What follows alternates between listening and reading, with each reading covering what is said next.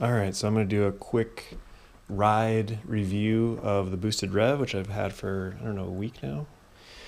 I'm going to compare it to this guy here, the boosted dual plus, which I've had for, I guess, a year or two now, a while, which I love.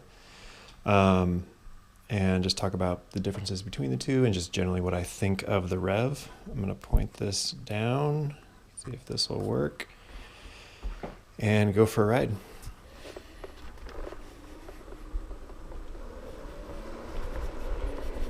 All right, so I'm in mode 3. Just gonna kind of do a tour around my neighborhood.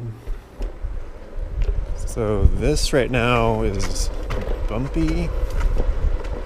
These are joints in concrete, and you definitely feel it. When I first rode it, it was really awkward to use the throttle while going over those bumps, because the throttle, is fixed here. Left goes throttle, right brakes. And it's just weird when you're bumping around to kind of keep that fine control, but you get used to it and it's not a big deal.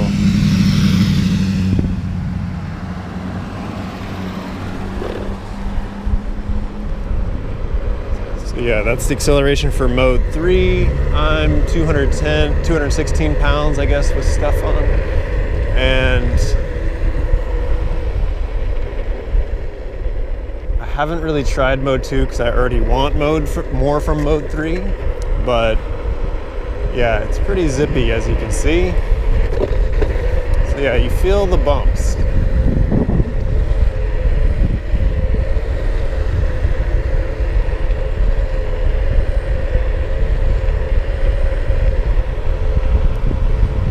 So I can't tell if the wind's gonna totally ruin the audio, we'll see.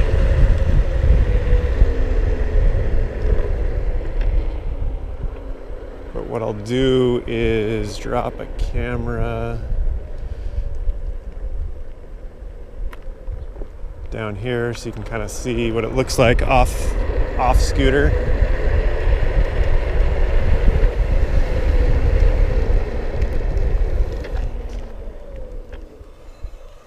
So I thought the kickstand, so you can see it, I thought the kickstand was kind of dorky, but it's actually really handy.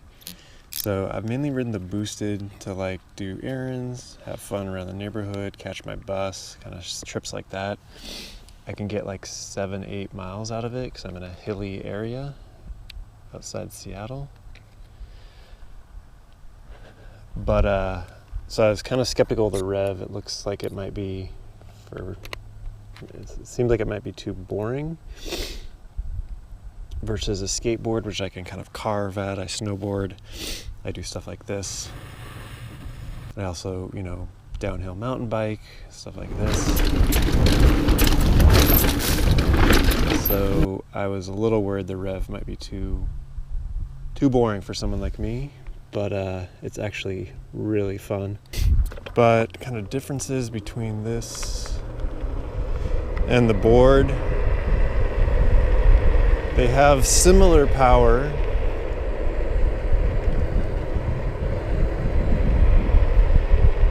but I think this has a little more power. When I go up hills, I feel it a bit more. There's kind of a look. It's also it's more nimble, and you just have to think less. The board can handle a lot, but it's high. I feel like it's higher risk if you hit a bump wrong. Who knows? I feel like this can absorb all that stuff. Where easily you have to think less, you can trust it more. They're both really capable. I feel like this is just you're a little bit more on autopilot. So yeah, differences between this and the board. The board, if you like snowboarding or surfing, whatever, you do get that kind of carving feeling you don't quite get with this, but you can still kind of move around a little bit. It's not the same, but it's a similar feeling. It's very nimble, so I could never do that on the boosted board. Of course, you can loosen the trucks on the boosted board and you can have a tighter turning radius, but you're giving up in stability at speed, which I care the most about on the board.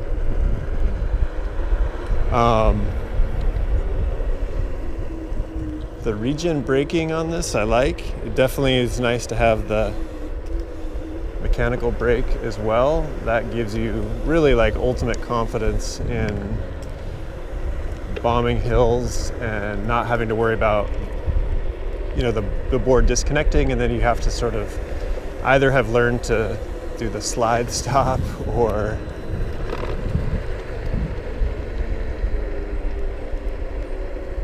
you're probably going down.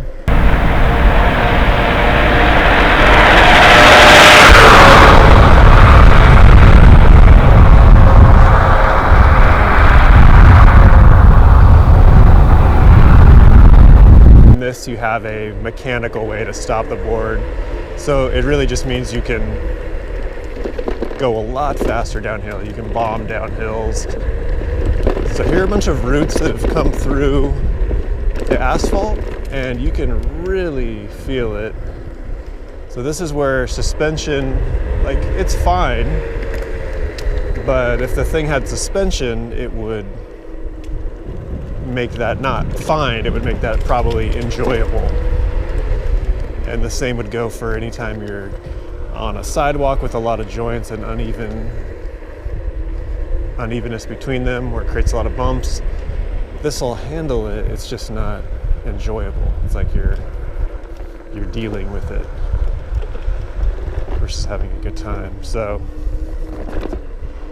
suspension would be nice. Of course, the trade-off with suspension is that's two more components where something could go wrong with, and it's gonna, I'm sure, affect the efficiency. And I feel like Boost is already struggling with range. So here I'm gonna just haul ass. This is kind of a moderate hill, but I have like no worries about pushing on the throttle as much as possible. Versus with a board, I'm always wondering, well, if I lost connection, I'm going that fast and I have to stop manually. Am I comfortable doing that? Because if I don't, I'm gonna be in the hospital most likely going that fast, landing on concrete.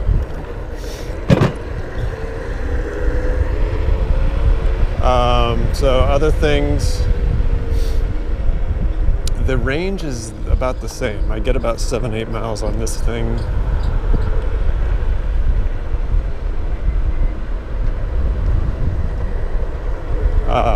In my hilly area, and that's like 800 or 1,000 foot of elevation change, which is probably hillier than a lot of places. So if it was flat, I'm sure that'd do much better.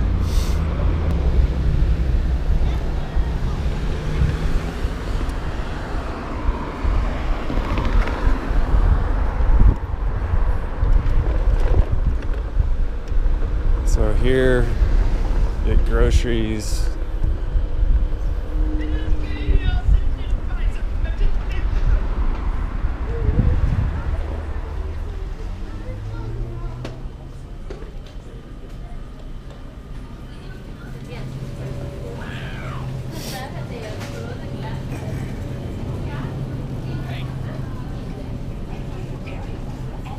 So I think it's perfect for like going in the store, like making trips to the store, getting groceries. I have a backpack. I just kind of loop over the bars like this, and then it has like a zipper pocket. I can just put stuff in as my bag and just push it around the store, check out. I wouldn't ride it in the store. I hope nobody does ride it in the store. But yeah, it's totally just like a grocery cart you can push around. I don't think I'd ever want to lock this thing up. I did buy a lock for it, but so far I've been to Home Depot, I've been here, I've been to like REI, and I just pistachio ice cream. I just wouldn't. You might as well just bring it in and push it around wherever you're going. I don't know if that's possible for everybody, but for my use cases, I think it is work. I mean, you can lock it, of course. It has the frame lock here, but every lock can be cut with an angle grinder.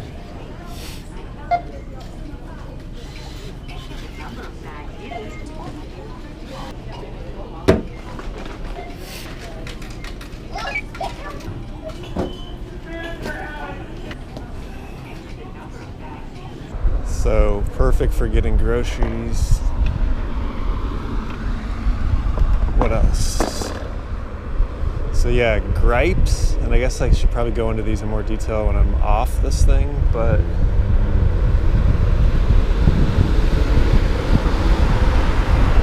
I've already talked about suspension. Not a deal breaker, get the trade-offs, but that would be a game changer, I would say, just for smoothness and options on where you could go without feeling like your teeth are gonna fall out. So I'm gonna kind of go on the trail here. Curbs. Okay, this is the first time I've actually hopped a curb. I'm just kind of playing around with this. I did ask Boosted if the frame was rated for that. After looking at it, like, it's a really solid metal frame. I imagine like going over a curb is fine. It felt fine just now. So yeah, other gripes. Let's see. Suspension would be number one. Second would just be range. So I went down to REI, which is further away. Like, I have to go all the way down this hill and then back up this steep hill, and I didn't quite make it. It was about 8 miles. So I wouldn't change anything about the performance. I wouldn't say get a bigger battery because this thing is heavy. What I would say is make the battery hot swappable. So I can keep the weight low when I want for shorter trips, but I can toss another battery in a backpack for longer trips. So you can kind of, I don't know, I get bored just going straight, so you can kind of just carve this thing a little bit. Just fun. I mean, one of the main reasons for these things is not just, I think it's better for the environment, save you money on gas or whatever, but I think they should be fun. I think that's what Boosted is going for, and I think they've nailed it with this thing. So yeah, biggest things I would say suspension and range, because the range, I think it was really shady of them. Let me go back up here. Really shady of them to say 22 miles, and then you look at the stats or the parameters in which they're measuring that, and it's somebody who's going 6 miles per hour, which would be insanely boring and impractical on this thing for the majority of people. Actually, that had a cool title. Let me go off the road here. So it's totally doable. Just like if it had suspension, it would be fun versus just doable. So there's a big difference, especially if you're going for the fun factor on these electric vehicles, which Boosted obviously is. But again, I wouldn't add suspension unless they solve the range issue. And again, the best way to solve the range issue, I think, is hot swappable battery. Well, let me just go on gravel here since I'm testing this. So gravel, you know, you obviously want to be more in tune with, you're gonna have much less traction. Traction will be degraded, so you don't want to be making sharp turns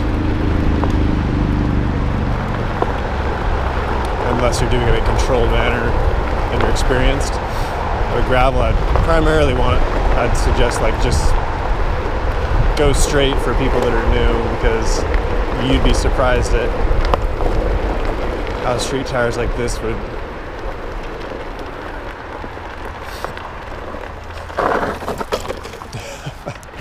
all right, so I was just trying to skid out the back brake there. Anyway, that sounded douchey. Like, do whatever you're comfortable with. Just know, if you're new, that street tires like this without knobs are going to have reduced traction on gravel.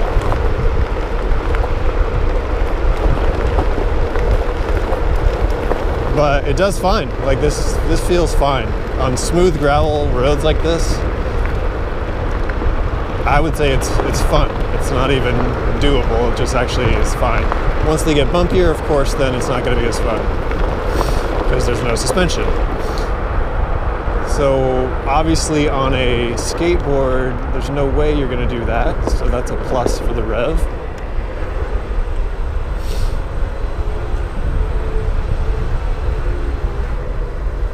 So yeah, big things again, I guess, between the boosted board and the Rev. The Rev, you just don't really have to think about stuff as much. You just have a lot more confidence, whereas you can do a lot of the same things on the board. It's just a little bit sketchier when it comes to bumps and things like traction and whatnot. The Rev, you just plow, go for it. What else? So now I'm going uphill. This is decent hill, and it hauls ass. It's going 23. Again, I'm 216 pounds. So getting back to the board. So yeah, just full confidence on the Rev. Don't need to worry about things as much. Turning radius is way better on the Rev, of course, unless you loosen your trucks hella on the board, which you just pay for in stability. So that's a pretty tight turn. But that's not necessarily the turning I'm talking about. It's really just doing like a 180 when you're going slow. And then when you're navigating things like you're going off a sidewalk and up one and you're turning left and there's bumps on the sidewalk and there's people around, like the confidence level on this versus the boosted board is ridiculously higher for situations like that. Maybe I'll try to get into one of those just so you can see.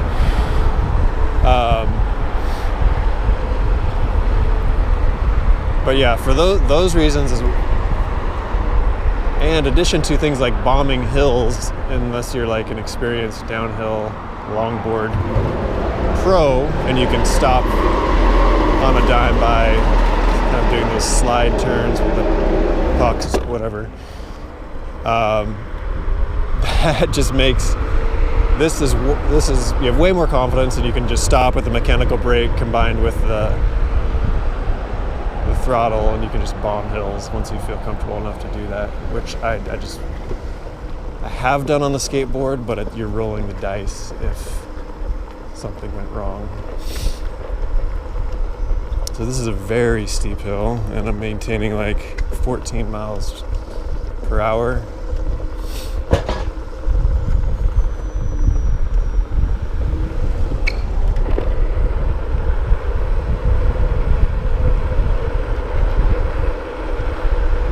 So other gripes about the board, or the Rev.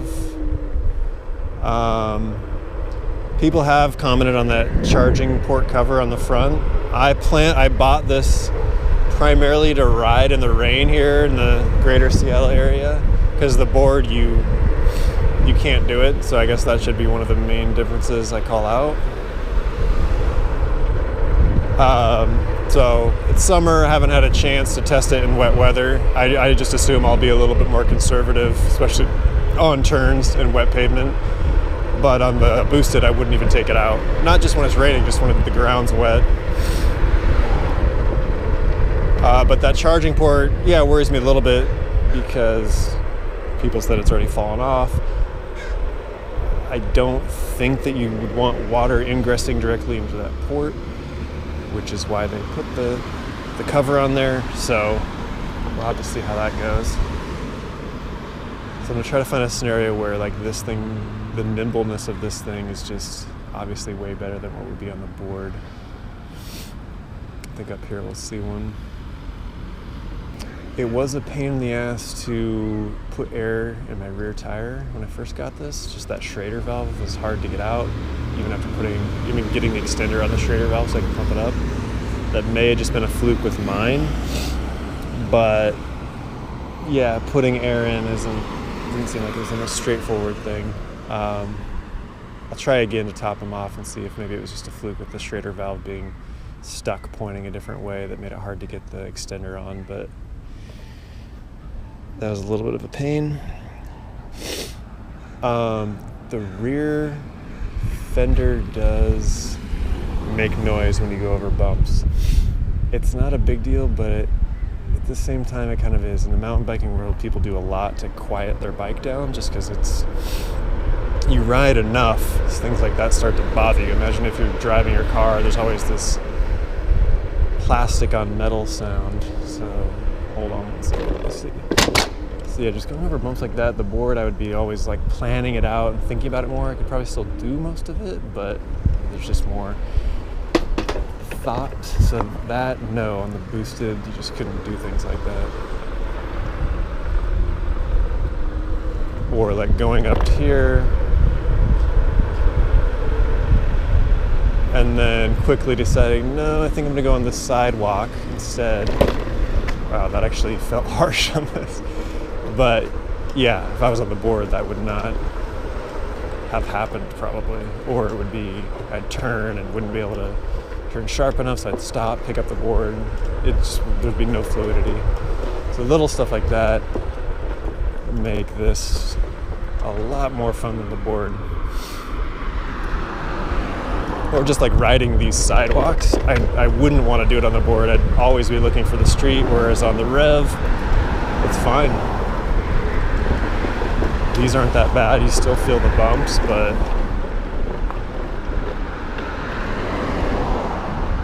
you just have more confidence versus the board.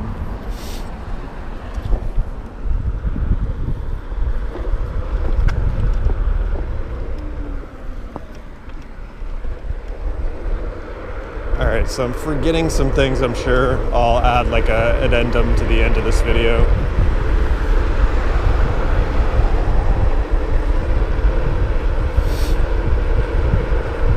I'm tall, I'm 6'5", and I kind of just put my feet both facing forward on the thing. I see some people like turn to the side like they're on a skateboard. I haven't really tried that, but I actually feel fine just like standing up straight, holding the bars. I'm bending down so you guys can see it better, but yeah, it fits me pretty well. I'm sure wind drag is worse on my body when I'm standing up versus a shorter person, so it would affect range, but I'm not necessarily going to be crouching down the whole ride out to save a quarter mile. Oh yeah, so I'm going uphill now. My battery's getting low, and it starts to chug. So it will stop and then chug. And it's not as pronounced now because this hill is steep, but it's not crazy steep. But it does start to happen as much as like 35% remaining. And I know I believe they've already calibrated the battery so zero on this is a 20% remaining battery in reality, just for the longevity of the battery, which I think Tesla does too. It's smart. But yeah, the chug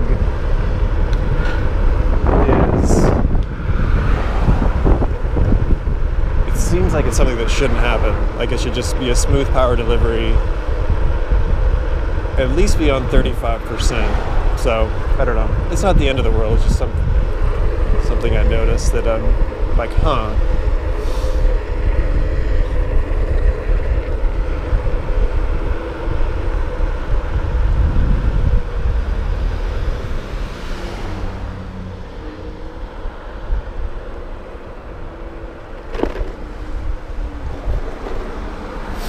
Yeah, I haven't changed the tire yet, and I'm not sure how easy that will be. I should look into that so I know what tools to bring along with the tube, because if it flats and you're out, you're definitely going to want to change it right then instead of riding it back with a flat and ruining your rims or walking back. So I'll have to figure that out. It looks like it's, I don't know, looks like you'll have to have a wrench for that. And then maybe Allen keys on the other side. I don't know, I'll have to look into both front and rear and see how you do it. It doesn't look as easy as a bicycle where you just have a quick release, or mountain bike I have a quick release, just spin out. So that'd be nice. Yeah, the frame seems really solid. Like this whole bottom section is just like a piece of metal that's welded onto the main tubular frame here, and then there's just a couple plastic things that are adhesed on, so it's pretty solid. The light, I should do a clip where I'm doing a night ride I don't think the light's practical for riding fast at night at all. I think it would help at a moderate speed, but if you want to actually go 25 or whatever close to that, I would definitely get a helmet light that is 1,000 lumens plus for safety reasons. The bell is cool. I use that judiciously.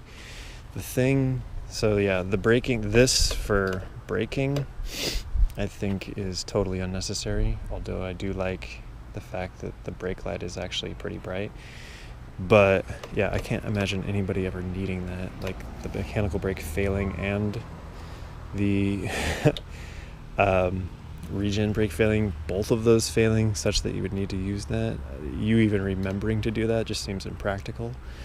And what they've done by doing that is make it so they have something that wobbles. And the other reason it needs to do that is because that's where you lock it. Like that. It kicks in out. So yeah, that just results in this thing wobbling and making noise. Not a huge deal, but when you go over bumps, it's already, there's no suspension, so it's already a little bit unpleasant, not smooth. And then to add plastic banging on metal to that isn't ideal. Again, the thing's awesome, I love it, but I feel like I would have hoped for a different design choice there. So when they say it's heavy, like, yeah, it's not a big deal for me to do this, I'm a big guy, but I definitely wouldn't want to have to pick this thing up and carry it a lot. Like at work, I have stairs I go down to get to my office. I'm probably just gonna like put a small lock inside the building at the top of the stairs versus carrying it up and down the stairs. Just because, again, this whole thing is about convenience and comfort, a big piece of it. And yeah, carrying something that heavy or up and down stairs doesn't really fit with that whole ethos. So other than that, yeah, I'll add probably a clip of me bombing down a hill now. So you can see how fast it goes and how much confidence I have going downhill. I'll probably add a clip of me riding the boosted board.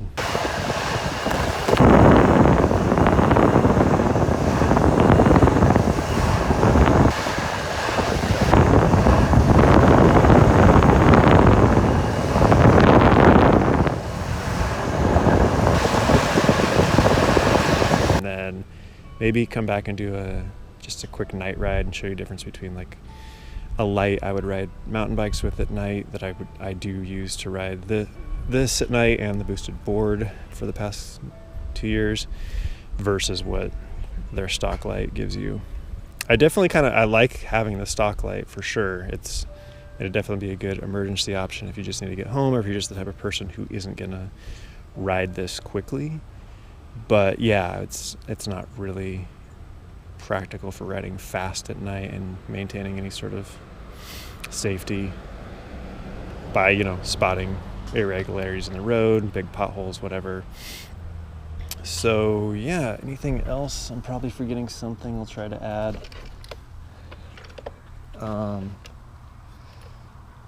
The dude who stuck his finger in here, wow.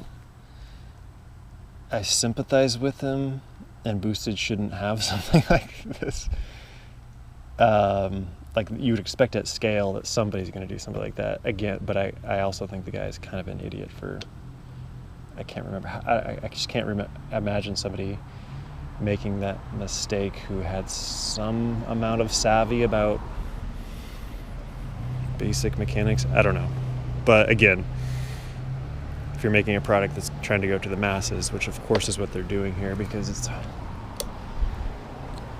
such a learning curve to pick up a electric skateboard, whereas something like this, I gave it to my friend and they rode it right away and we're fine. I could ride around the neighborhood with me on my skateboard and they've never ridden a scooter before. So I think you have to keep in mind that if you're making something for the broader masses, the usability bar goes up. with that, I do think like suspension is something that kind of fits into that category, and yeah, it'd be cool to see them add some basic suspension on the next model, and figure out the range thing. Hot swappable batteries, I think, is the answer to keep the weight down and allow extended range when you need it. So I think that's it. Again, have tried mode 1 when I give it to people who have never ridden a scooter. Mode 2, I guess I could try mode 2 to go to like the downtown area we have here, because I did run out. Mode 3 was just a little bit short. But yeah, it starts to feel so slow at mode 2 that I probably would just drive at that point, unless I was just trying to get out because it was a nice day. So part of for me, the success of these needs to be, it needs to feel not too far off from what a car would do. I do have an electric bike as well, but that's a pain in the ass, especially to get into my bus. And it's just more bulky. This thing, part of the reason I got this thing is just because I can't ride the board in the rain or when it's wet. The bike is really bulky and it's just harder to like grab and take out, the one I have. This just seems like it's smaller, easier to just like grab, and so I'm just much more likely to use it. So far it's been awesome for all that. So one other thing I'll mention is, at least in the US, on mountain bikes that I ride, the rear brake is always on the right, so it's a little weird to have this on the left. It feels like a front brake, which, in mountain biking, you'd never just grab a handful of front brake, go over the bars. So it took a little bit of getting used to. It still probably slows my reaction time a little bit. I'm sure I'll get used to it more, but I guess I can kind of see why they put it on the left here, because you have the throttle on the right, but I almost would just prefer both on the right. I mean, the throttle's for your thumb. Maybe it'd be a little bit weird to pull brake here and pull back here, or to have to do two things with the same hand, so I get that trade-off. I think some of the things we don't like, if you think about it from the designer's perspective, there are obvious trade-offs for that. So that, I just talked about it. The suspension, obviously it's an additional component. I'm sure it would have increased the design to production to getting it to us time. I'm sure it would slightly reduce range, and they're already struggling with both of those, like getting these out to customers and having reasonable range. So totally get that for a V1 scooter for them. I think probably ditching the suspension made sense, but I think it would be one of the biggest upgrades to something like this. And would probably help prevent some accidents. So I saw a video of a guy eating shit after hitting what looked like a minor bump on a paved road. If he had suspension, it'd probably be much less likely for that to happen. And even when I was going over the concrete outside my house, you just feel less in control when it's bumping around. You get used to it, but suspension would solve that. And then the battery, obviously it's going to be more complex to have a removable, hot swappable battery. There's probably a lot of other variables that go into that that I'm not even aware of. So just to get something out, I think they actually hit a really good balance of features, getting it out now, and then iterating on it and doing a really cool second version that has some of these things figured out. They still haven't figured out the hot swappable batteries on any of their vehicles though, so that kind of makes me wonder why that hasn't been more of a priority. Maybe the feedback they're getting is range is fine from the majority of their customers. But with skateboards, I feel like a lot of people are using those for just having fun. This seems like it'd be more of a dedicated commuting vehicle, so it seems like range becomes much more important with something like this. I mean, you can still have fun with this, but I think they built it to be a commuter that is also fun. Anyway, that's it for now. I'll add some more stuff if I think of it. All right, so I don't know if the sound quality is that great on this mic, but just want to talk about range real quick. So I posted initially on the Reddit Boosted Scooters subreddit some data on my initial ride. So let's see. I rode around the neighborhood. I got 7.5 miles of range, and by the way, like the last, I don't know, when the battery gets pretty low, it starts to get slow and it chugs. So probably at least a half mile there was like the thing on its last leg. And I don't know if, I guess you could technically count that, but it's kind of like a disabled vehicle at that point, just sort of limping along. But I was on mode 3. I was, accelerating as fast as possible, like full throttle the whole time, and then almost 1,000 feet of gain. And if you look at kind of what's going on here, so this is the hill profile. Most people, unless you're living in San Francisco and Seattle, I imagine aren't going to be on terrain where they're going 1,000 feet of gain in this amount of time. So gain, like the elevation, the hills are massive in terms of depleting the battery. I imagine if I was on flat, I'd get significantly more than that. I just don't really have a lot of flat areas where I do a lot of riding, so it's something I could test. I think at my work there are areas like that, so maybe I'll do a test then. But this is typically like the profile I'll be following for my area, and this just shows like my speed. The more start and stops you'd have, the less range you'd get as well, because the thing has to accelerate from basically a stopped with a lot of weight. So you can just imagine that would affect range. So I didn't have a ton of them, but definitely see a few of them in here. And that's just kind of the rough path I followed. But just gonna give you an idea of range. I also did still mode 3, but went a little bit more mellow to the downtown area of where I live, Issaquah. And it lasted, I think, 8.5 miles, and I coasted a little bit at times and was mellow at the very end because the battery was getting lower sooner. So I guess, again, I could try mode 2 for trips like that, but once you're going slow enough on the thing, I almost feel like I'd probably just hop in a car, especially when the weather starts to get bad. So we'll have to see how that goes. On flat, I'd imagine somebody like me, 216 pounds on mode 3, could probably get 10 miles-ish,